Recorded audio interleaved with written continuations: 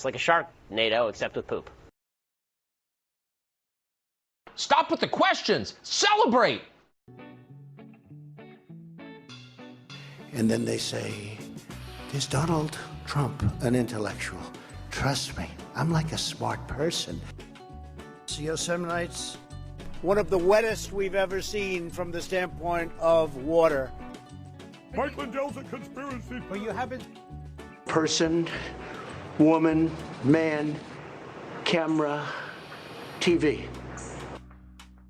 They said nobody gets it in order. It's actually not that easy, but for me it was easy. Amazing. He can't sit down. He's got a burning in his butthole. He's got a fire. He's got a flame coming out of his butthole. Big, massive dumps. Oh, I have a term for that. I call it corporate communism. Somebody sent me a thing this morning where they're talking about putting the vaccine into salad dressing. You see, this is a simple meme that you would find on the internet, but this meme is very real. You ain't seen nothing yet until you see the flaming butthole. Putting us on our knees to China.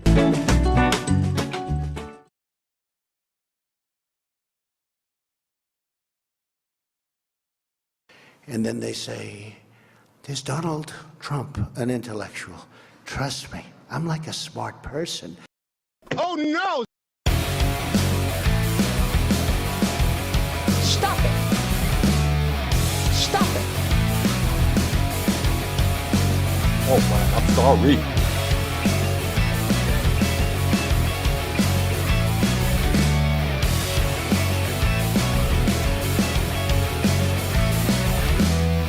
There's insanity in the control room.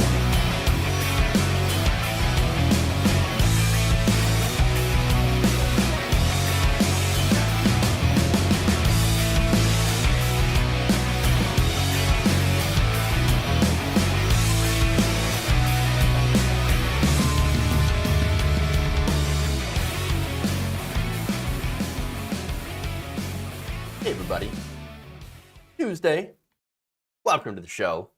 Around the nation, right here, Waldorf Nation. Jeff with here with you. I am here with you, and all that. So, fun, great way to start the show. Getting all tongue-tied and twisted as usual, but that's how it is. All right, so we got a show today. It's a fun show. So we've got, of course, a couple of stories here on Mark Meadows. We got the Meadows text. Fun. Lots of fun on that one.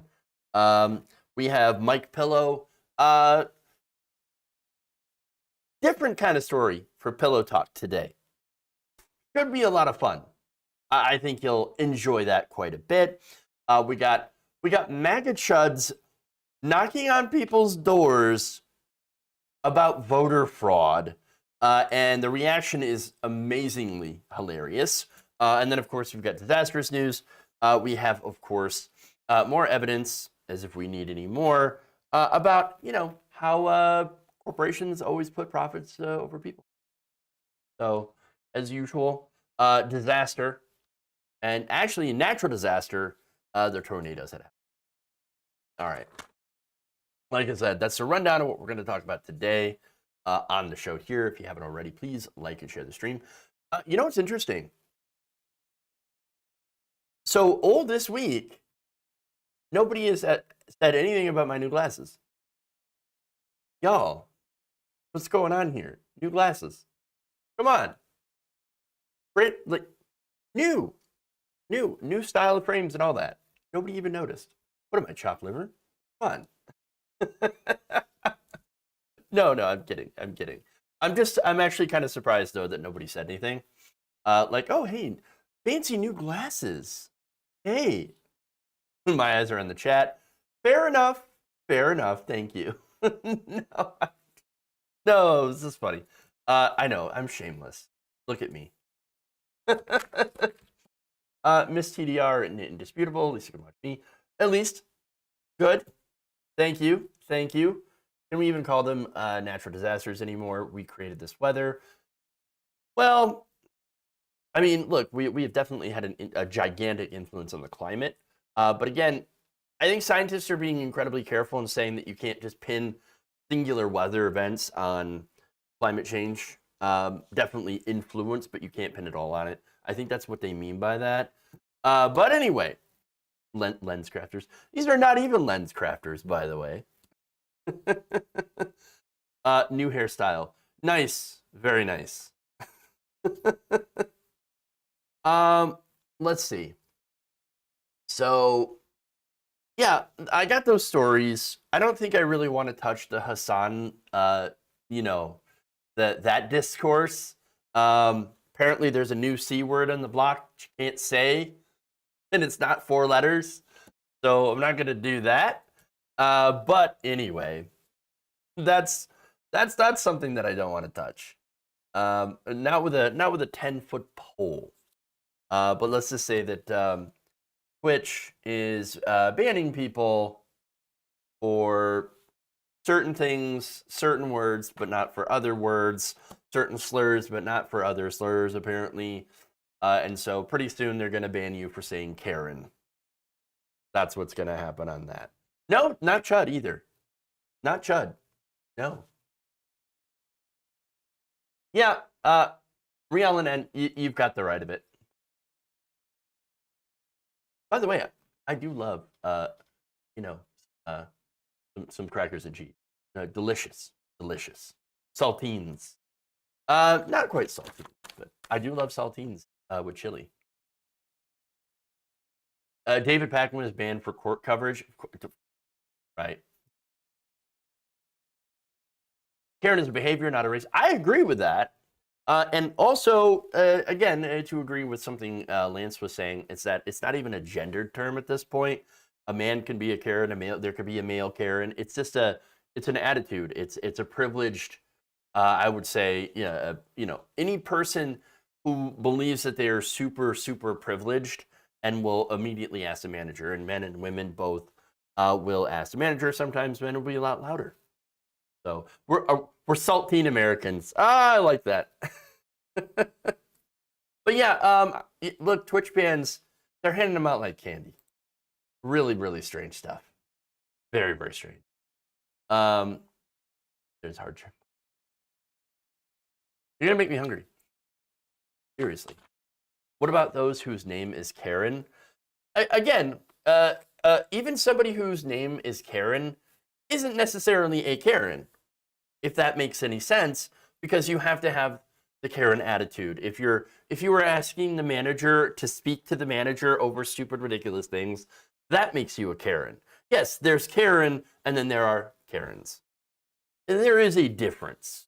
They do have a difference, I think, in my opinion. So, nonetheless, there are people who are like, that's the new slur. It's not a slur. It's ridiculous. But I'm here. I am gonna start the new Karen discourse. So, all right. Anyway, let's get into the stories, before I get myself banned on Twitch. Let's start with some texts.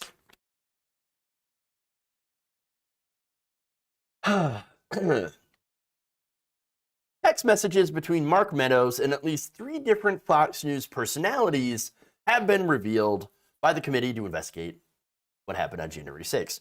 The texts were exchanged between Mark Meadows, Laura Ingraham, as well as their colleagues Sean Hannity and Brian Kilmeade, and were all urging him to plead with Trump to order his people to go home. So I'm going to show you a video here. This is Representative Liz Cheney. She is a Republican, and she is part of the January 6th committee, and she's going to read off some of these texts from these Fox News personalities.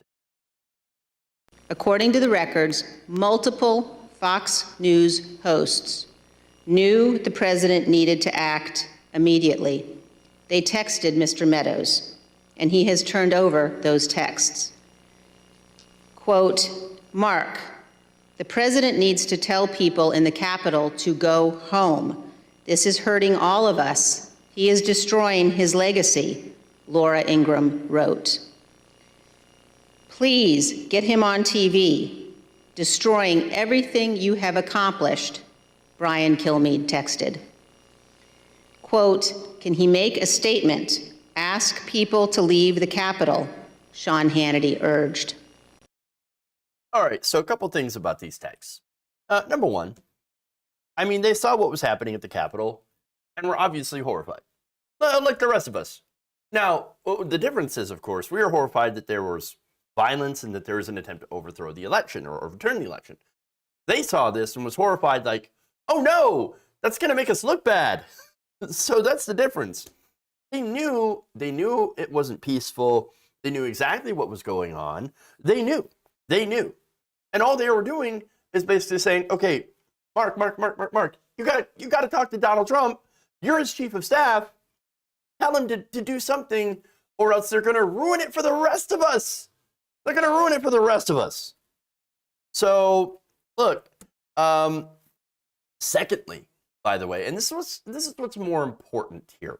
Secondly, knowing all of this, these three took to their respective platforms, their shows, to then lie about what happened on January 6th to try to downplay it. In fact, Laura Ingraham, on the night that it happened, this was her reporting. The Capitol was under siege by people who can only be described as antithetical to the MAGA movement. Now, there were likely not all Trump supporters, and there are some reports that Antifa sympathizers may have been sprinkled throughout the crowd. We'll have more on that later. But the point remains, if you were a Trump supporter hoping to display your support for the president, well, today's antics at the Capitol did just the opposite. There are legitimate concerns about how these elections were conducted and in the middle of a pandemic with all the new restrictions, but that never should have lent any license to violence or other chaos. We need meaningful reform. But political passions boiled over today, and it will only serve to make the lives of MAGA supporters more difficult and even imperil this movement they fought so hard for. Interesting. And this it makes you look really bad for all the stuff we fought for. Like what? Oh, tax cuts for the rich, because that's really the only major accomplishment from the Trump administration, other than massive deregulation of industry. Regulation that, in some cases, Joe Biden has not restored the tax code, hasn't hasn't raised taxes on the rich and corporations, like he said he was going to do so. And so, oh, look, but hey, January 6th, we can't let them undo the things that we have done. We can't make the MAGA movement look bad. Oh, no, of course not. That's my main concern if I'm Laura Ingraham or if I'm any of these people on Fox News. We just can't make it what we're doing look bad. And you're making me look bad. Secret Antifa. That's what it was. Yes, Antifa sympathizers. They were there with the Antifa. But no, there was no Antifa. And by the way, there was no legitimate questions on the election. There was no mass voter fraud. Period. Full stop. Again, of course, doesn't matter. Facts don't matter to them. In fact, she then later on in the program, talking about the secret Antifa. I have never seen Trump rally attendees wearing helmets, black helmets, brown helmets, black backpacks, the uniforms you saw in some of these crowd shots. Now, the FBI did not find any evidence of Antifa involvement. Believe me, they would want to. Understand that the FBI is not a left-friendly organization. They are literally right-wing law enforcement officials. Not exactly bedfellows of Antifa, okay? Actually kind of the opposite of Antifa. In fact, they're certainly not at all in favor of vigilantism. If they had indeed found any evidence that there was anyone involved with Antifa in January 6th, they would have immediately gone after that. That would have been the first people that they had prosecuted. And of course, Fox News would be like, Antifa, all the time, the whole time. Now, they still did that. Obviously, I just showed you the video. But they didn't have any evidence to back that up. Now, Ingram isn't the only one to have made a public versus private statement that happened to not line up. In fact, Brian Kilmeade said in a different appearance on Fox News, "I do not know Trump supporters that have ever demonstrated violence that I know of in a big situation." Well, there it is. There it is. Right there. There's your proof. There's your evidence. Yes, it happens. They do demonstrate violence. All right. There's more. Sean Hannity. Here's what he said. "I don't ever want to see our Capitol building breached like this ever again." And of the January 6th participants, he said that the majority of them were peaceful.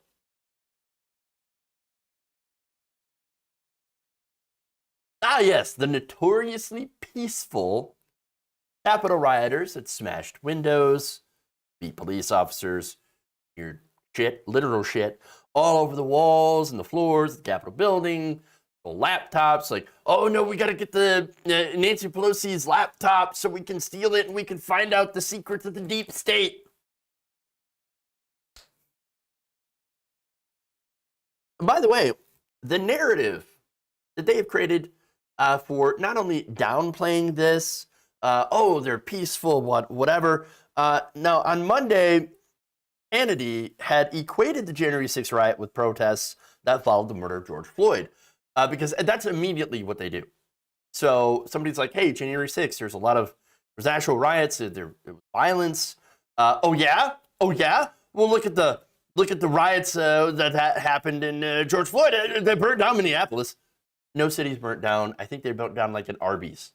Hey, that sucks for the Arby's, right? When you do comparison here, you had millions of protesters out protesting unarmed against police shooting and killing unarmed black people. That's the situation. That's the reality, right? Millions, 96% of those protests were peaceful. And look, you can also say that there were some infiltrators, people who were part of white nationalist groups going in there, causing trouble, stirring things up. You also had police overpresence and overreaction. Sometimes they would start violence with the peaceful protesters, which would turn into a riot. And then, of course, there were just also these riots, people taking advantage of the situation, being opportunists to go and loot a store. That did happen as well. And there ended up being billions of dollars worth of damage. Okay, that's different because it's so how widespread that was. For this rally, the Trump rally, there were thousands of people that were dead set and had planned on it because riots tend to be more of spontaneous nature. Whereas this was pre-planned and the violence was pre-planned. They were going to walk in, they were going to try to disrupt the certification of an election to try to keep the previous president in power, even though there's no constitutional vehicle to allow that to happen. And so, again, here's what he said, though. I would like an answer to why we had 500 riots in the summer of 2020. Dozens of Americans dead, thousands of cops injured, billions of dollars in property damage, arson and looting. Where's that committee, Congressman? I'd like to see that committee. For one, again, they didn't try to overthrow the government, you jackass. And secondly, there didn't need to be a committee on that because it didn't involve people in power, including the President of the United States. Not only that, but those who were involved in the rioting were also, I don't know, arrested. They were arrested and charged. The January 6th riot is trying to, the commission, is trying to figure out who in power encouraged and had even been involved in the planning of January 6th. This is completely different. You are comparing apples and goddamn bananas. There is no comparison here. There is no comparison here. All right? Ridiculous. Ridiculous. Now, the worst of them, of course, is Tucker Carlson. Tucker Carlson, oh. Now, back in September, he told his audience that the Capitol rioters, quote unquote, they don't look like terrorists. They look like tourists. They were just tourists, guys. They don't look like terrorists. Well, you know what? White people to Tucker Carlson will never look like terrorists. You know who looks like a terrorist to Tucker Carlson? Muslims, brown people. That's who. That's who. So a white person could be a literal terrorist. Tucker Carlson will look at them and say, no, he doesn't look like a terrorist. He looks like a tourist. That's it. He's a tourist. Now, he also produced this documentary, so-called documentary, that has all sorts of conspiracy theories about how, oh, no, it's the deep state, the FBI. They had planned January 6th to pin it on Trump supporters to make Trump supporters look bad. But why? That's the thing that it always comes back to. Again, you would have to believe some pretty crazy things about the FBI and CIA, especially the fact that they would be in favor of someone like Joe Biden, who they claim is a communist socialist. Now, if you know anything about the FBI, CIA, or any of our intelligence apparatus, you would know that they are massively anti-communist. They're massively anti-left. And yes, it is more likely for something like that to actually happen on the left. For example, infiltrating pipeline protesters. That far more likely than infiltrating right-wing groups who hate the government. Again, doesn't make any sense. Doesn't make any sense. So, no. And there's more. By the way, on that documentary, 2 Fox contributors, Jonah Goldberg and Stephen Hayes, said, all right, look, I'm going to resign from the network. This is too much. This is too much for us. All right? No. We've had it. We were cool with the propaganda up till here, but no more. No longer. All right? In fact, they called it this documentary. And I really struggle using that term for this, but they said it was a collection of incoherent conspiracy mongering, riddled with factual inaccuracies, half-truths, deceptive imagery, and damning omissions. Well, there you go.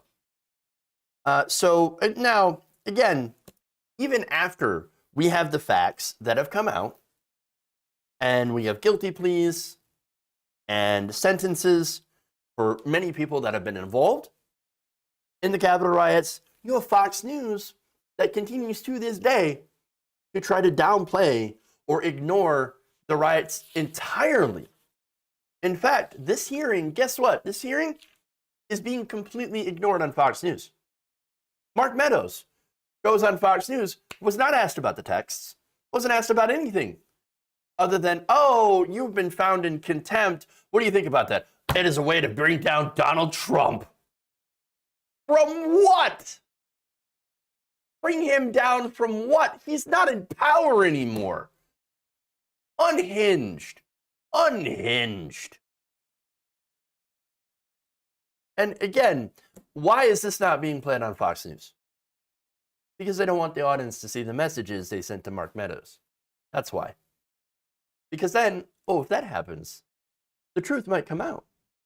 Oh, and we can't let that happen. Why? Because, mainly they're concerned with money. That's it. They're going to lose viewers. They won't get good ratings because they'll be exposed to the very lying media that they accuse everyone else of being.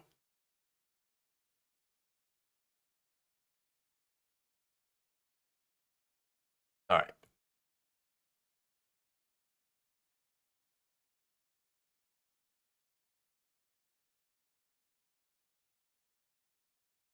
Maybe it's just it seems they're out to get Trump because he was a criminal and a terrible person all along. Just a theory. Oh yeah. No, we can't. We don't do theories like that here. No, it has to be a conspiracy. Got to be a conspiracy.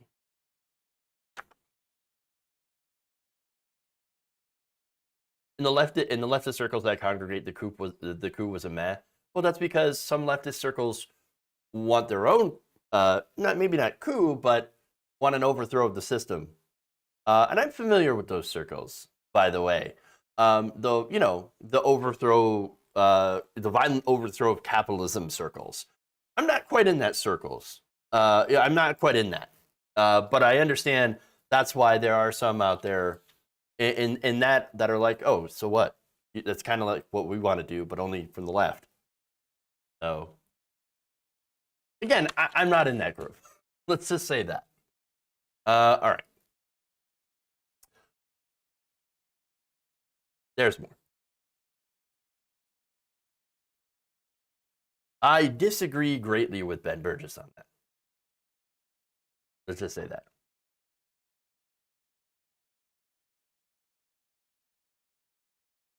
Let's see. Hold on. Here we go. Now I got the right video. Peaceful overthrow of the system would be good. Yeah. That's different. Going through peaceful means 100%. I'm in favor of that. Yes, let's do a peaceful change of the system here, because what we're doing right now is not working. So let's just say that. The deflection game is strong with those calling Cheney a commie. I know, right? Of course, it's Marjorie Taylor Greene that is probably leading the charge on that one. All right, but let's move on. During a recent House committee hearing, Representative Liz Cheney read multiple text messages from evidence turned over by Mark Meadows, Donald Trump's former chief of staff.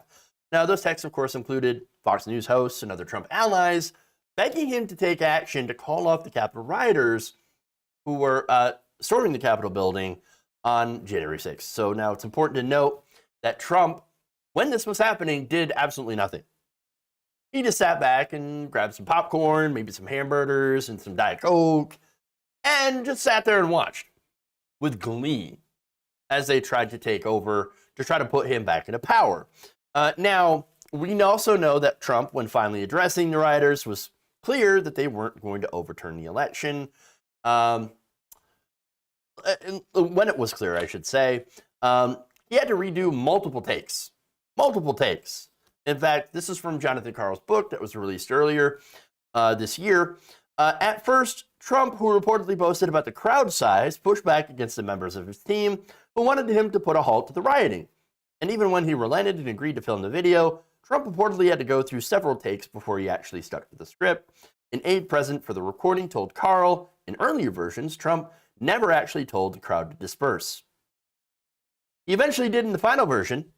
That's, of course, where the one where Trump had told the rioters, "We love you, very special, go home in peace." Now, while that whole thing was going down, Mark Meadows was getting pelted with texts from everybody, including Donald Trump Jr., who was frantically texting Mark Meadows. In fact, here's Liz Cheney reading that. As the violence continued, one of the president's sons texted Mr. Meadows, quote, "He's got to condemn this shit ASAP. The Capitol Police tweet is not enough," Donald Trump Jr. texted. Meadows responded, quote, "I'm pushing it hard. I agree." Still, President Trump did not immediately act. Donald Trump Jr. texted again and again, urging action by the president. Quote, "We need an Oval Office address. He has to lead now. It has gone too far and gotten out of hand," end quote. But hours passed without necessary action by the president. All right, so two things here about these texts. Number one, why did he not just send the text directly to his dad? Why did you have to, if that's your dad, Donald Trump Jr., why did you not just go, "Hey, Dad, cut it out. Like, you got to do something. This is not good"? Why did you have to go through Mark Meadows? Why? Why did you have to use him as a proxy for you? I mean, I'm sorry. Does he not listen to you? Are you, or, and this is worse, are you too afraid to stand up to Daddy? Is that the question? Beta male. Are you a beta? Huh? Are you a sad little bitch that cannot stand up to daddy? Beta male. Come on. That's disastrous. Very, very sad. Very sad. If that's the case. So sad. Now, the second thing to note, which is way more important, by the way, is that in all of this, the texts do confirm that we already, what we already know. What we already know. And it's the fact that Donald Trump loved the chaos. He sat back, he knew exactly what they were doing, he didn't care about how it affected anyone, because he knows, hey, look, it's all about me. I want them to riot, to stop the certification, because he was told that, that's the way you can stop the certification. That's the way you can stop Biden from getting into office. And then they can put you back into office. And there's this whole PowerPoint that was created that shows the different avenues they believed would keep Donald Trump in power. That's what he wanted. And so he wasn't at all interested. But everyone else who knew the actual realities of the situation were like, you can't do this. This is going to make us look bad. This is going to maybe even open us up to investigation. And so, again, everyone, same message. Stop it. You got to send them home. You got to send them home. Stop it.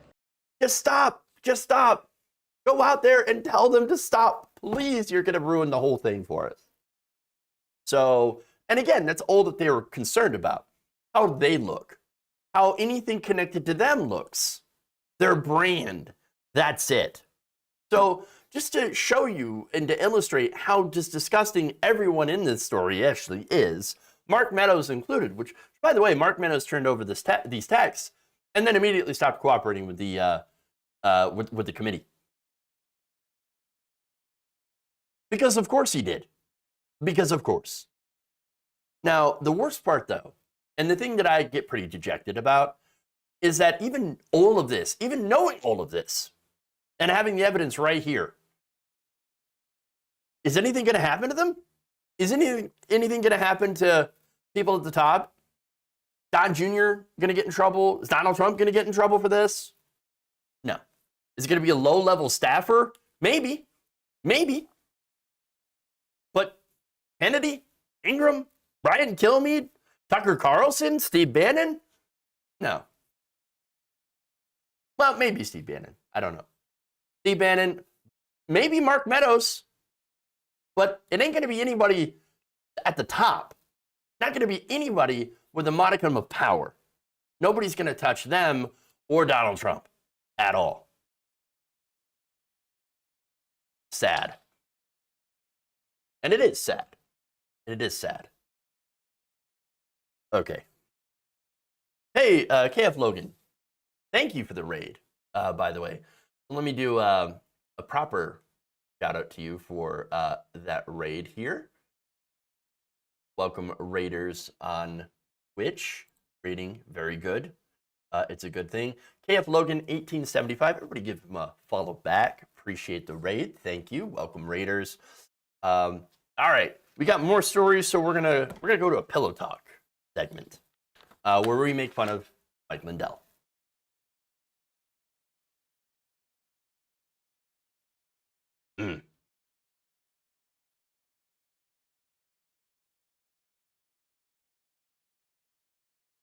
Mike Pillow, who is being sued for defamation for spreading the big lie, has lost his own defamation suit, which means it's time for another episode of Pillow Talk. God gave me this platform. I already know I'm going to win. China did our vote. Biden and Harris would say, hey, we're here to protect the country, and resign. Mike Lindell's a conspiracy. But you haven't. Just forget about the evidence. This was attacked. Mike Lindell, the CEO of MyPillow, recently suffered a loss in court. Now, this doesn't have anything to do with the big defamation suit being launched against him. he decided to do his own defamation suit against a tabloid. Now, Lindell suing the Daily Mail for defamation. Why? Well, according to Newsweek, he is suing over some articles, or an article that claimed that he had a relationship with Jane Krakowski. Again, weirdo tabloid stuff, right? None of that really matters. I don't care if they had a relationship. I don't care if they didn't. That's not really material, right? I don't care about their personal lives in that regard. But Mike Lindell was so triggered by this, he's like, I gotta sue. I gotta sue. I gotta take the Daily Mail to court for defamation. Ironic. So now, according to Newsweek, U.S. District Court Judge Paul Crotty rejected the lawsuit, asserting in the ruling that the article the prominent conspiracy theorist took issue with cannot be reasonably construed as defamatory. So now, again, here's the irony, right? Mike Pillow runs Frank Speech, a supposedly free speech platform. Hey, look at me. I believe in First Amendment. I believe in free speech. Oh, you wrote an article filled with some fake news, innuendo, whatever. Sued. Defamation. Look, now again, this Daily Mail article alleged that he and 30 Rock actress Jane Krakowski had a secret romance, blah, blah, blah. Anonymous friend, and they both denied the claim. Lindell even said that he'd never heard of her. That would make two of us. I haven't heard of her either. I don't know who that is. I generally do not watch TV. And so I don't know what 30 Rock is. I hear it's a show.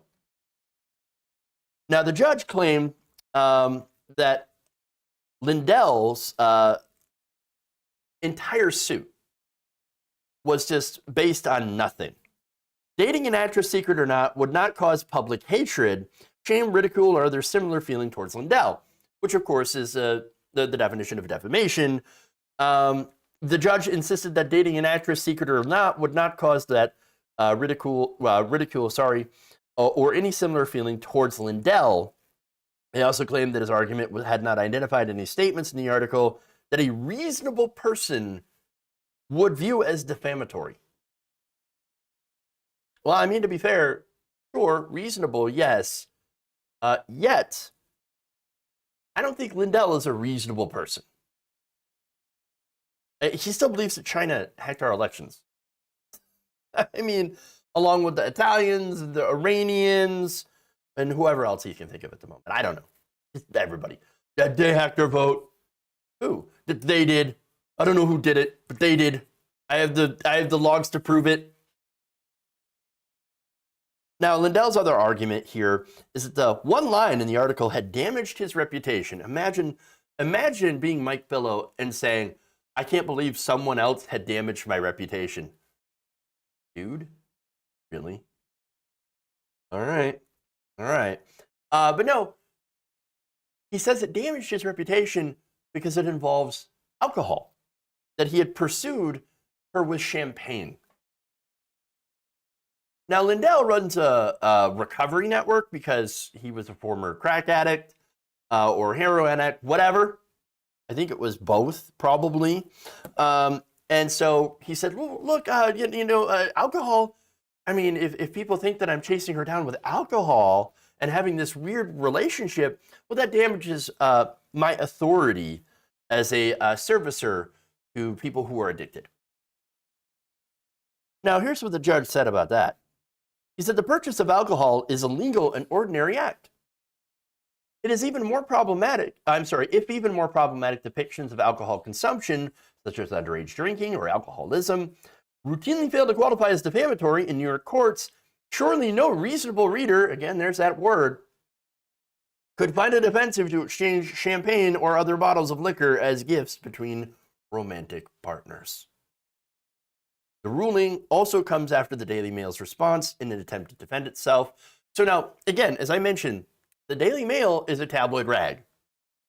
But get a load of this defense. Plaintiff Michael Lindell is no stranger to scandal. In the last year alone, the self-described crack addict turned CEO ventured beyond pillow sales to become a peddler of unproven COVID-19 cures and a leading proponent of baseless election fraud theories. Storrs dropped his company's product after plaintiff was photographed leaving the White House in January 2021 with a notepad referencing martial law. An April memorandum pointed out. The memorandum added, he and his company have been mired in litigation previously in several suits, alleging fraudulent advertising practices and more.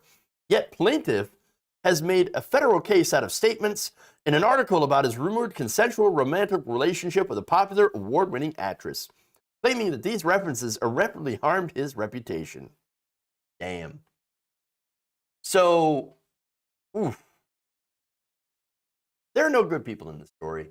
Well, let me just say that. That's devastating. That's the Daily Mail's defense. Like, hey, look, you want to talk about defamation and lying for us? Look at this guy. Look at the stuff that he says on a regular basis. Nah, not at all. Like, you're going to side with that guy? You're crazy. And again, there's no evidence there's any relationship that I know of. And again, I don't really care as far as that goes. If anything, this would be damaging to the reputation of Jane Krakowski. Maybe she should sue Mike Lindell too. Join the club, right? But again, it's very ironic that he sues a tabloid for doing rumors, because that's exactly what they do for tabloids, and that's protected speech under the First Amendment, when he himself, by the way, is engaged in the big lie about the election. I mean, again, no evidence of massive voter fraud or election fraud.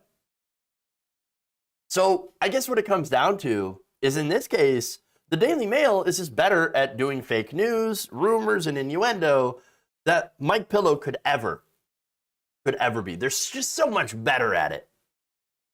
Sorry, Mike. By the way, maybe now you should start to focus on that whole Dominion voter systems defamation case that you're caught up in. We'll see what happens. See what happens. All right. That crack seems to have been long-lasting. Yeah, forever. That's some good shit. And let me tell you what, Mike, don't get high on your own supply. That's it. That's probably the biggest problem here is don't get high on your own supply. All right.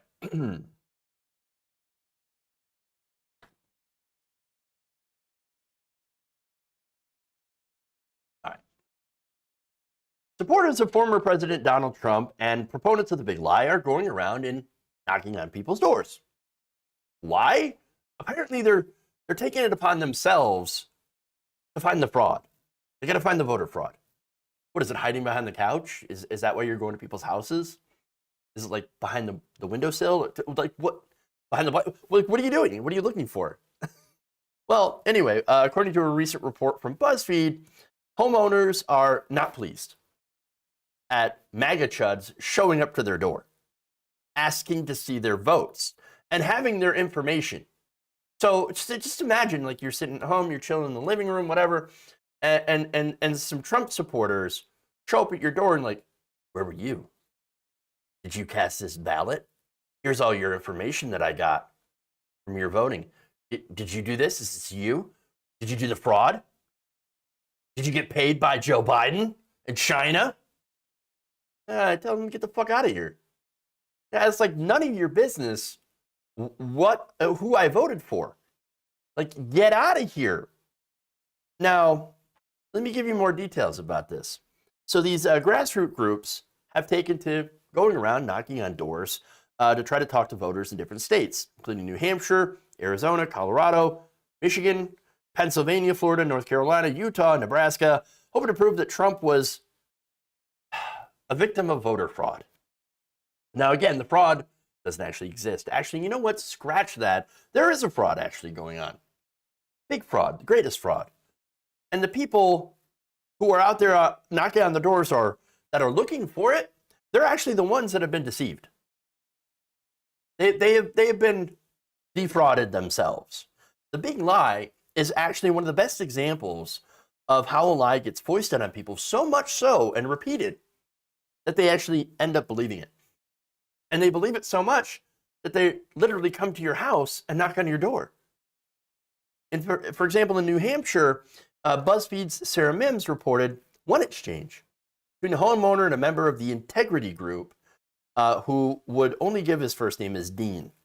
So Dean, part of this voter integrity group to try to find the fraud. Now, the homeowner, she writes, right away something was up. He said later in an interview, he didn't go to answer the door, but spoke to the man through his Ring camera, pressing him on what exactly the New Hampshire Voter Integrity Group was and who they represented. Adding, Dean told the person answering the door, we took a look at the election, so we're a little concerned about what happened, so we are checking. What are you checking? Honestly, what are you checking? And that's the thing that I'm wondering. You have no authority to go and ask people questions like that. Come to their house, like, who'd you vote for? What did you do? No, you're not. Now, here's the thing, though.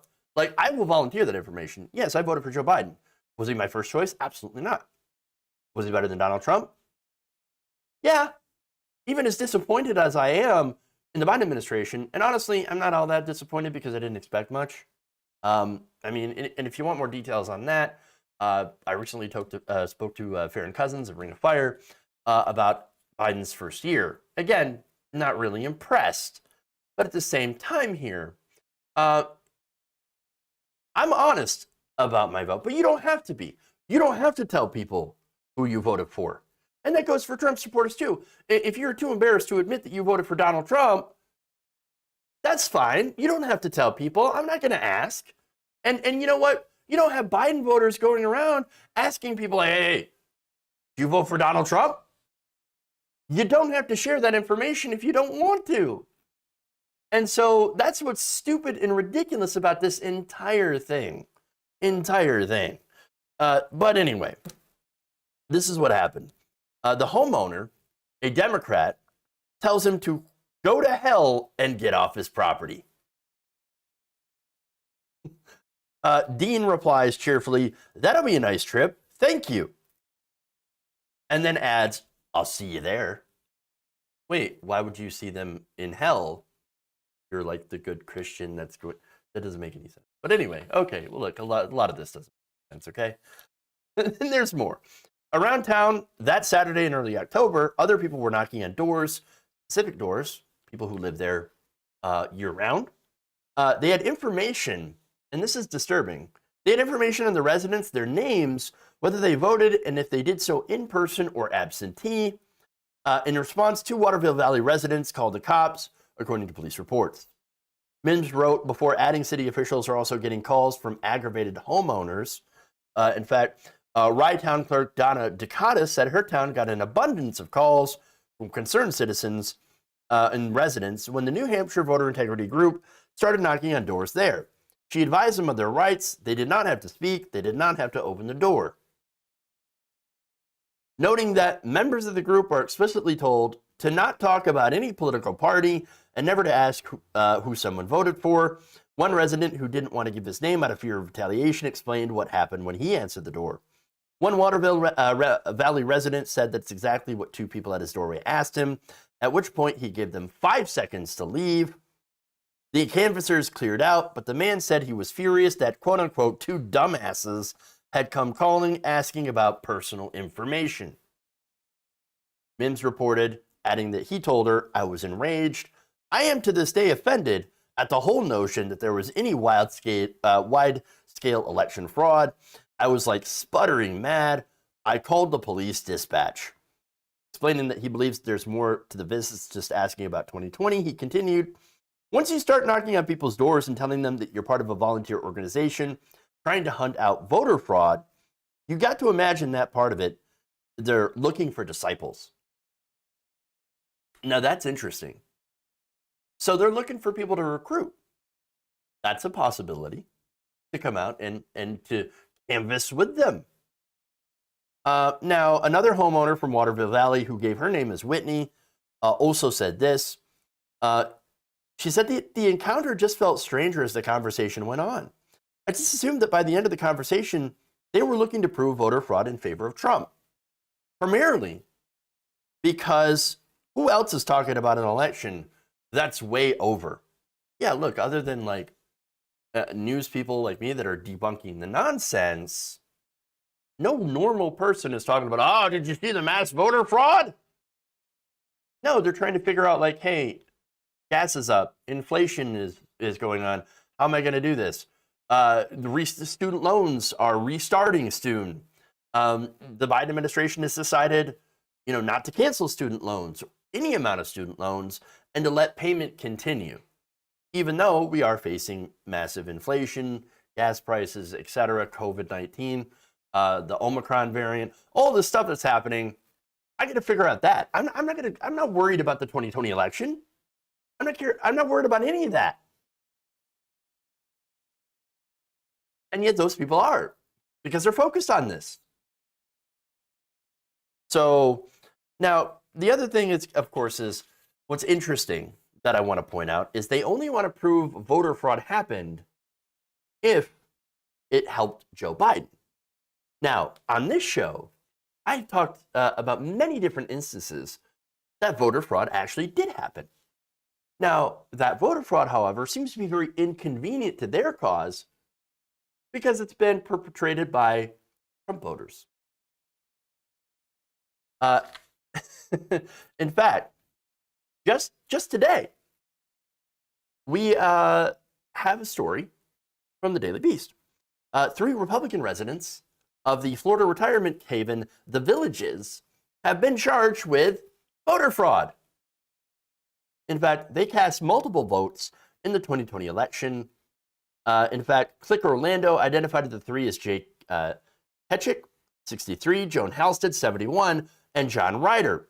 Each of them have been charged with casting more than one ballot in the election, a crime that could land them in prison for as long as 5 years.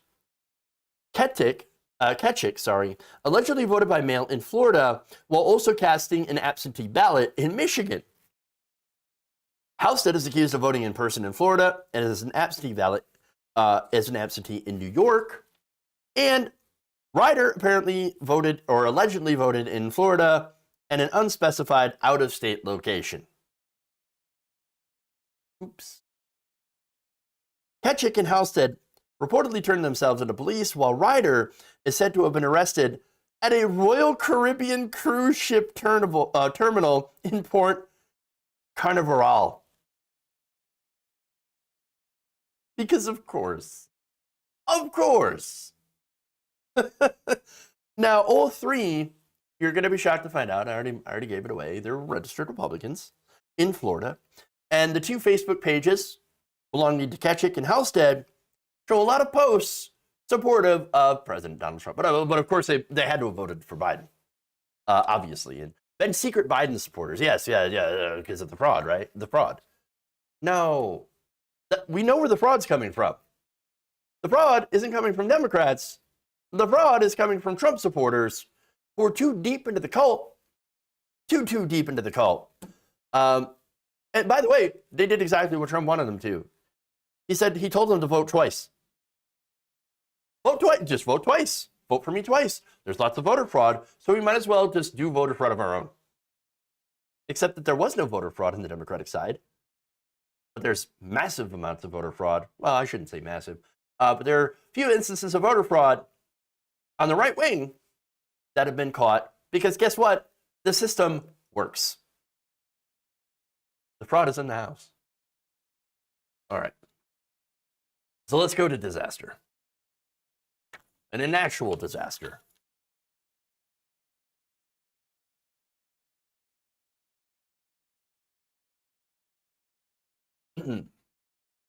Republicans are pretty mad their duplicate votes for Trump didn't count. True. Oh, you know what? That's right. One thing I forgot to do. And then they say, oh, that's not it.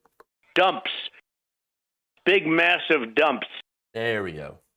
Are you happy now? Big, massive dumps? All right. moving on here. Last story. Workers at a candle factory in Kentucky were threatened with losing their jobs if they stopped working during the tornado. So now, this is a story about employees at the now destroyed Mayfield Consumer Products factory. So look, the people who were working, they were there, they heard the warning signs. These were the warning alarms, and they wanted to leave. They wanted to go home, they wanted to see their families, they wanted to hide out, and unfortunately, they were not allowed to do so. At least 5 workers said that supervisors had warned employees that they would be fired if they left their shifts early. Just keep working. Keep working. Ignore that. Ignore that. We didn't tell you you could go home. We didn't tell you. In the hours leading up to the tornadoes, as many as 15 workers had asked managers to let them take shelter in their own homes, only to have their requests denied and their jobs threatened. We didn't tell you to go home, and if you try to go home, you're going to get fired. You're going to lose your job. That's really messed up. That is super messed up. In fact, now, of course, some of them did leave, regardless of the repercussions, and they were probably glad that they did. They were glad that they did, because the facility was leveled, gone, just absolutely destroyed. 8 people lost their lives. 8 people lost their lives as a result of this. All right.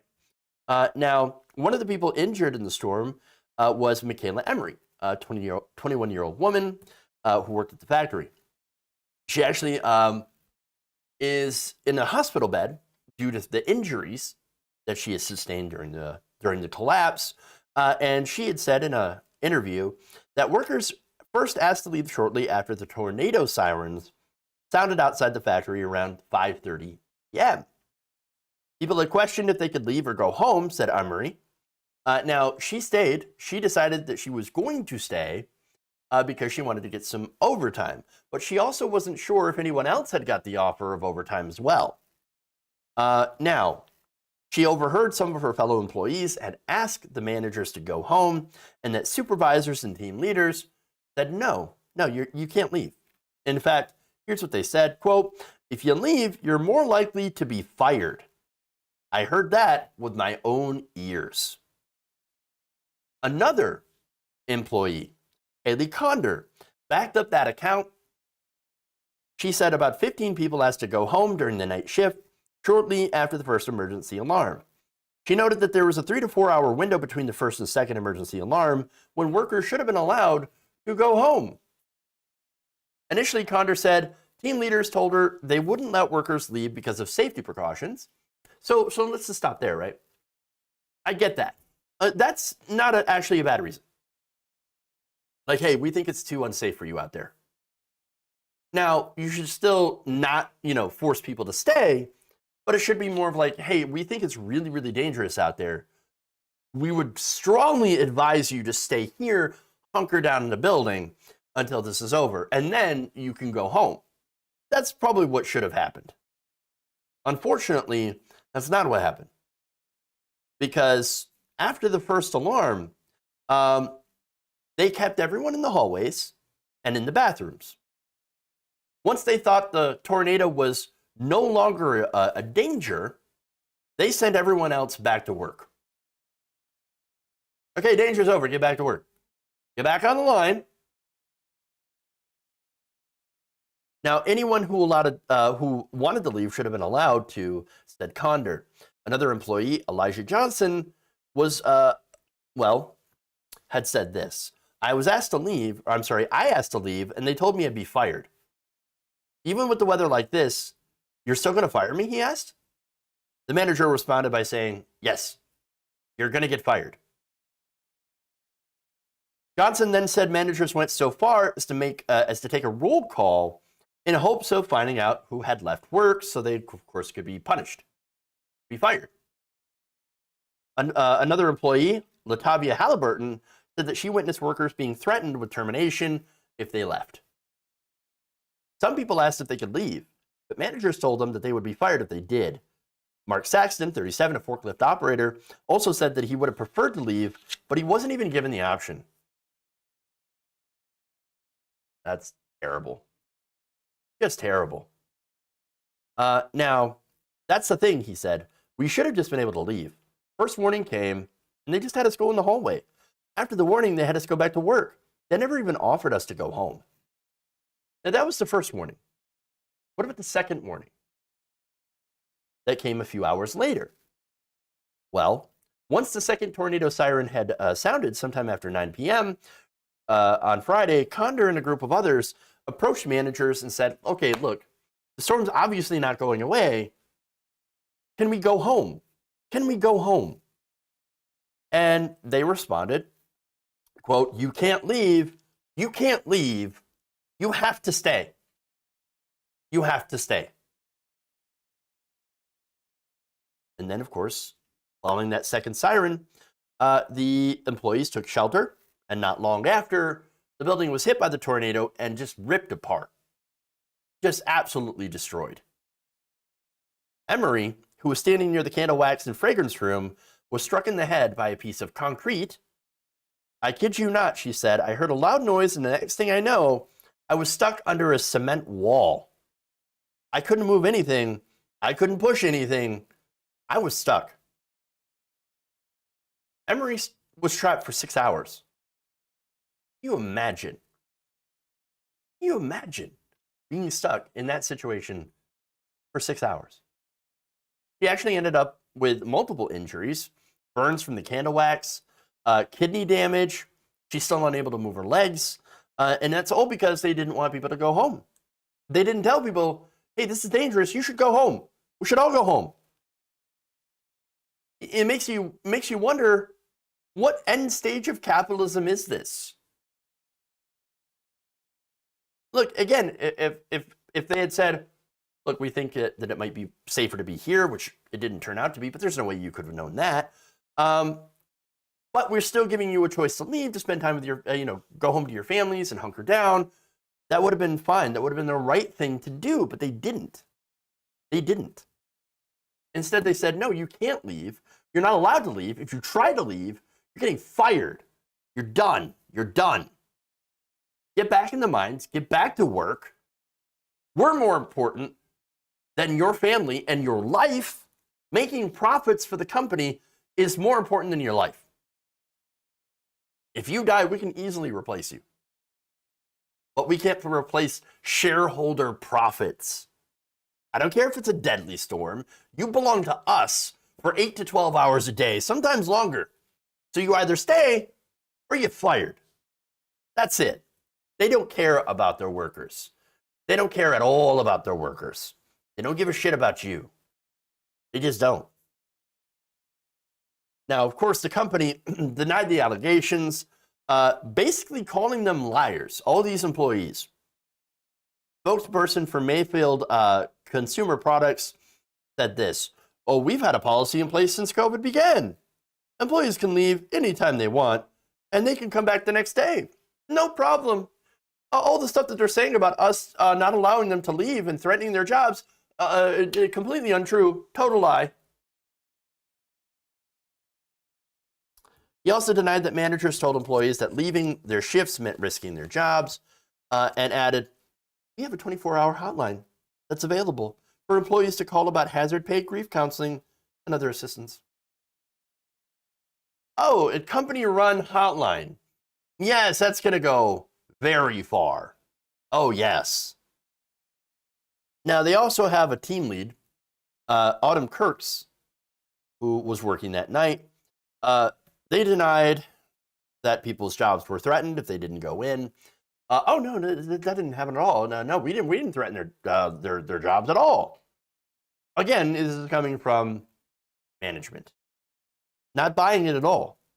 Again, team leads are on the side of the supervisors. They were the ones, the employees were saying, no, they keep telling us if we leave during the storm, we're going to get fired. This is obviously awful. awful, awful. And again, more proof that these companies value their profits more than human lives, as always.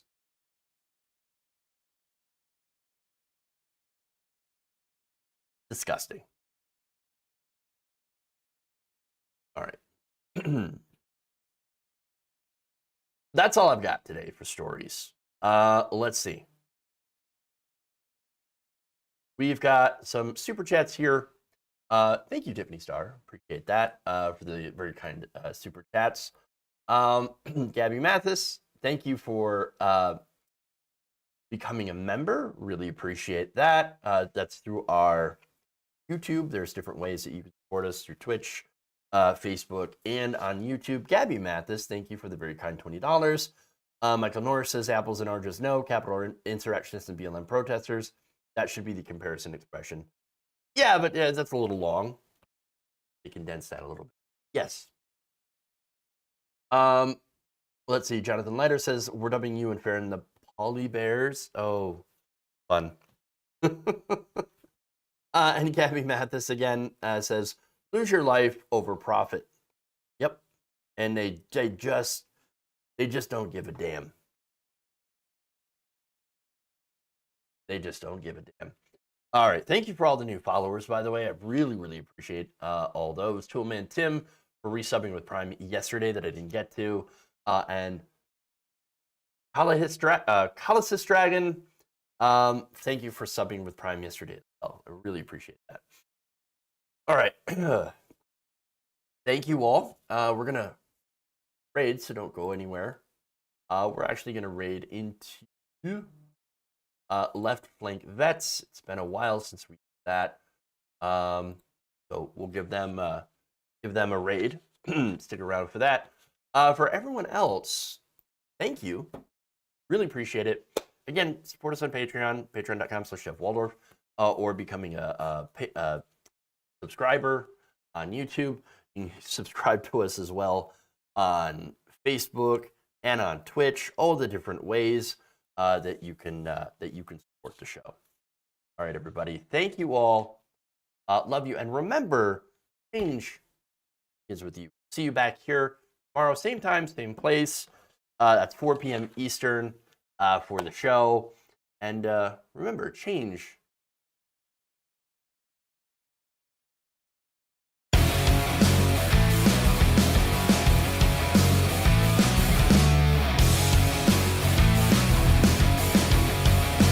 Oh, I'm sorry.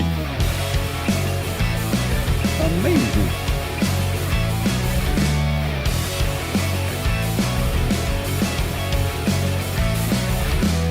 Mike Pence. Give me a break.